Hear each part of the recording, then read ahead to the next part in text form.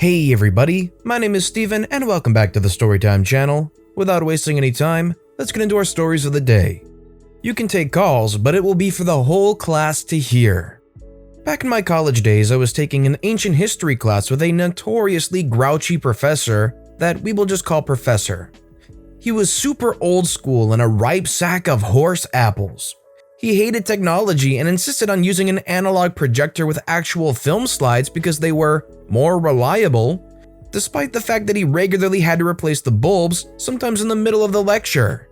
Just so you can understand how awful this guy was, we once had to write a 3-page essay on why a certain breed of ancient dogs, I think it was a Basenji, were the superior breed of canine. Oh, and he just so happened to have 2 Basenjis. We literally were writing papers on why his dogs were cool and why he was so cool for owning them. Anyway, this butthead was a creep and he hated phones in his class, particularly texting. We had to physically turn off our phones in front of him unless it was an absolute emergency.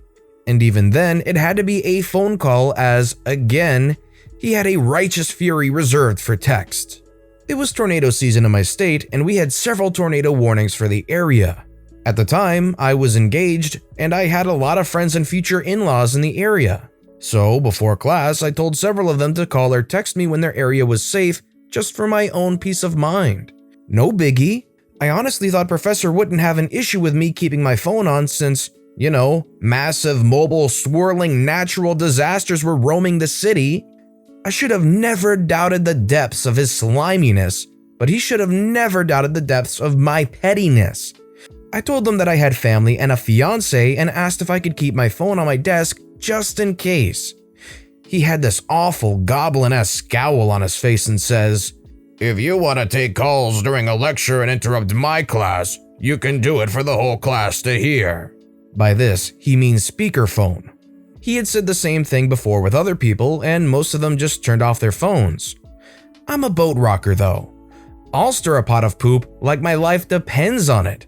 Naturally, I cheerily agree and thank him profusely as I text several friends before class begins, telling them to call me at certain times with the most ridiculous emergencies they can conceive, but keep them plausible. We aren't 5 minutes into the lecture before I get a call from my cousin. As the ringtone cuts through the classroom, the professor rolls his eyes and gestures for me to answer it. "The naders sucked up the entire chicken coop," says the voice in quivering tones as if the caller is on the brink of tears. I finish the call and wish him and his fictional farm well. "The results just came in. It's definitely erectile dysfunction. Emphasis on dysfunction." Brownie points to him for getting creative. I don't think the professor could hear the contents of the calls from his podium, but the surrounding students could, which results in either faces of pure confusion or holding back cackles. Another call like this rings in, and I am told to take any future calls out in the hallway. I spend essentially the entire period sitting down at my desk, getting a call, walking out in the hallway, consoling the caller for whatever absurd malady has befallen them, and walking back to my desk. Luckily, I always sat right next to the door. I don't think I could have gotten away with this if I had to walk across the entire classroom. Afterwards, Professor let us keep our phones on our desks to check them for emergencies. We still couldn't text, but it was a step in the right direction. Now, this is a pretty good one. If you were one of the callers on the other end, what fake emergency would you have given OP? Let me know in the comment section down below. Mom told me to leave, so I did. Law enforcement got involved and she lost everything. This happened when I was 15. My mom was, let's be real, she probably still is, a mentally, emotionally, and physically abusive narcissist. Some highlights are when she was teaching my twin sister and I to read at the age of 4 or so. It was around 2 a.m. and my sister was having trouble learning, so my mother's solution was to beat her with a sandal every time she got a flashcard wrong. Same thing happened when my mother had me transcribe an essay she had written to my handwriting when I was 7. Every time I started a letter from the wrong position, like starting a capital M from the bottom line, she would beat me with one of her Birkenstocks. This too happened later at night, so when I got too delirious for the exhaustion and pain, she would drag me by the neck and literally throw me into a cold shower to wake me up so we could more easily continue the waking nightmare. When I was 13, I told her I wanted to live with my dad.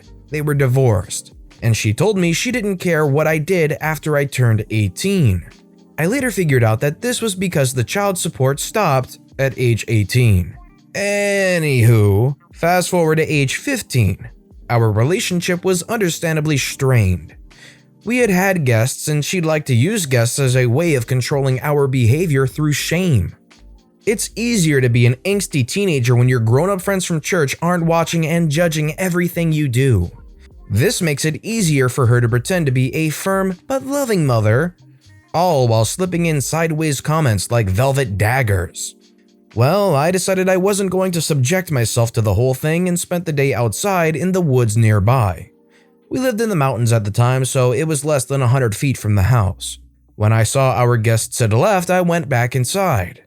My mother, perhaps unhappy at being denied a day-long emotional abuse routine, told me that I wasn't welcome and that I should leave.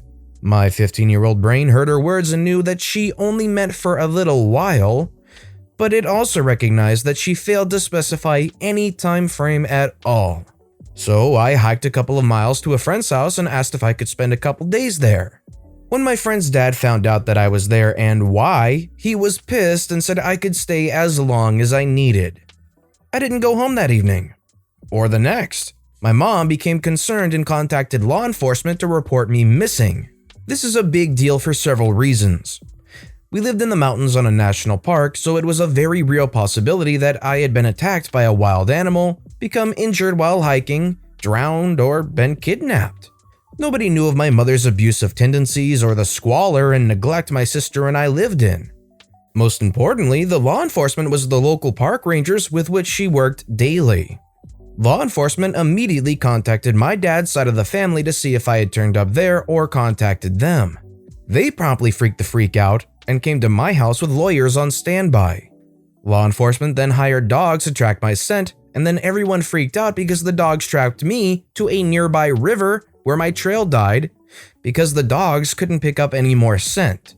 Over the next couple of days, there were people going in and out of my house, rangers, lawyers, my family, etc., and several noticed the overpowering scent of cleaning chemicals, but only the lawyer considered why a clean house would reek of chemicals.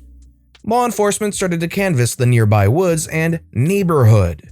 My friend's dad came to me and asked if there was somewhere else I could stay. He told me that he wouldn't kick me out, didn't want to have to lie to the police or let the dogs on his property. My friend and I figured we would just go camping for a week or so, but instead I looked up my dad's side of the family and called and they picked me up right away. Understandably, everyone had questions. When I told them what was happening, the lawyers, horrified, pounced. A judge issued an emergency change of custody and prevented her from gaining custody until she underwent a psych evaluation and therapy, which my mother would never allow. The rangers, equally horrified, completely shunned my mother and she eventually lost her job. Since she was only allowed to live on the park because she worked there, she was kicked out of her house. My friend's father and the trackers were members of the local community and churches, and they too shunned my mother. She lost her job, her house, her church, and her friends, all because she told me to leave, and I did.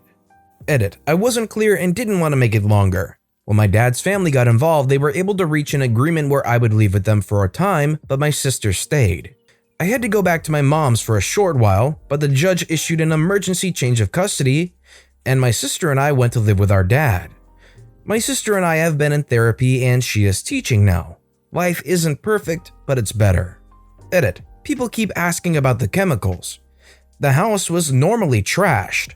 My mother kept an untrained dog and the carpet was soaked with dog feces and urine. The few times we had guests, we would have to crawl around the dog's potty spot and clean it up and make the house smell good. My mom freaked out when she realized that rangers and child protective services might come around. She did a deep clean of the house before reporting me missing because she couldn't afford to have them realize what they were walking on. What a terrible idea for the mother to clean up like that. Yes, it was an untrained dog and it would be an unfortunate situation for them to see these kids living in this situation, but the kid just went missing and the house reeks of cleaning chemicals. That's gonna look suspicious. And my only wish was that it happened sooner to her. I wish OP didn't have to experience all the way up to 15 this kind of stuff. I can't use classroom resources to charge my phone? Okay, not a problem. In college, I needed to be able to charge my phone in order to take pictures of the board. I had a Razr V3 at the time. Cameras on phones were still quite new, but it was better than trying to copy the contents of the board to paper at the rate the teacher liked to go. Though this course was being held in a computer lab, we weren't allowed to use the PCs at that point as they were still being configured, though their USB ports worked fine. That said, we weren't allowed to use the outlets, computers, even for charging or anything else. It was policy to allow cell phones to be used for note-taking via cameras. But my ancient little Razr only lasted an hour or so before the battery died when in camera mode. This particular instructor was sour and generally annoyed about the existence of tools that let his students take notes effectively, as he took apparent pleasure in watching students panic, trying to take notes as fast as he could copy his own to the board. I outright refused to play that game, and my phone was the only option left to me. The professor was the one denying the use of USB ports/wall outlets, and while I would have loved a USB power bank, they didn't exist yet. At least, not that I was aware of. What I did have, however, was a hand crank USB charger that I had borrowed from my dad. He had bought a few of them for an emergency kit and had given me one to use in the dorm, should an emergency occur that involved extended power loss. Now, while the rest of the class wasn't in on what I had planned to do, I freely distributed notes in the form of pictures I had taken. Note-taking in that teacher's class was infamously terrible, so I was generally popular for sharing so openly.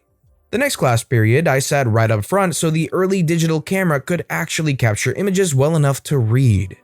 I had been told that while the phone was permitted, any form of charging that used the classroom's resources was not, so I brought my own. Halfway through the class period, in the middle of a lecture, I pulled out the crank, set it up on my desk, and halfway through a sentence, the professor winced and turned around. I was just sitting there cranking away, and my phone was pinned between two enormous textbooks to keep it in place and aimed at the board. My desk was a mess of cables/plug adapters that were needed to convert from hand crank to USB power. After a few moments of just staring at me, he asked, "Can I help you with something?" I just shook my head and informed him that I was good. I just needed to try to keep my phone charged so I could keep taking notes. Most of the other students just giggled. The teacher looked around, but no one objected. Most of us just smiled up at him. Magically, the power outlets and USB ports alike suddenly became available. That's probably not what the hand crank actually sounded like, but that will be my interpretation of it. Malicious compliance lowers productivity. I used to work for a local council within their streetworks department, maintaining roads and footpaths, etc. Our official hours were 7:30 to 1600. A lot of the more conscientious employees, or those that woke up early, would get into work at least half an hour ahead of time and start work then. All road workers like to get their jobs done as soon as possible. Due to the fact that these people started work early and would often work through their break times or have shorter breaks, they would get finished early, around 14:30. They would then return to the depot, clean off their work vehicles, and prepare for the next day. We would then leave early around 15:30 as we had finished all our assigned work for the day. One supervisor who was corporately minded got wind of this and started docking people's wage. I'm a union rep at this time and try to have a reasonable conversation with him and get him to be a bit more flexible with his thinking, as senior management didn't have a problem with it. Obviously, it didn't happen. So I said to the supervisor, if we have to obey that rule, we will obey all the rules. Queue workers only starting at 7:30, the depot is chaos as now instead of 50 workers getting their vehicles and materials over an hour and a half period, they all try to get them at once. Also, productivity dropped further as the workers started taking their full breaks, etc. Supervisor is in charge of monitoring productivity and starts trying to punish workers for the drop. I, as union rep, am asked to attend these meetings and help the workers. Naturally, I agree. When in the meetings, I explain calmly and clearly the reason for the drop in productivity. The supervisor tries to bully the workers and myself, and I then ask him, "So let me get this straight. You're trying to punish us for obeying the rules?" He stutters and mumbled and says this meeting is finished. After this, the department had to start paying for more overtime due to the jobs that needed doing as they were no longer being done. I would love to be a fly on the wall in that meeting and watch them have to answer, "So you're trying to punish us for following the rules exactly." There is no argument. Of course he shut it down. But with that being said, that's all the stories we have for today. So what I want to know is, which of these stories was your personal favorite and why? Let me know in the comment section down below. And thank you all so very much for watching and listening to the Storytime channel. If you haven't yet, please consider subscribing and don't forget to turn notifications on so you'll never miss an upcoming video from the Storytime channel. Thank you all again for watching and listening to the Storytime channel.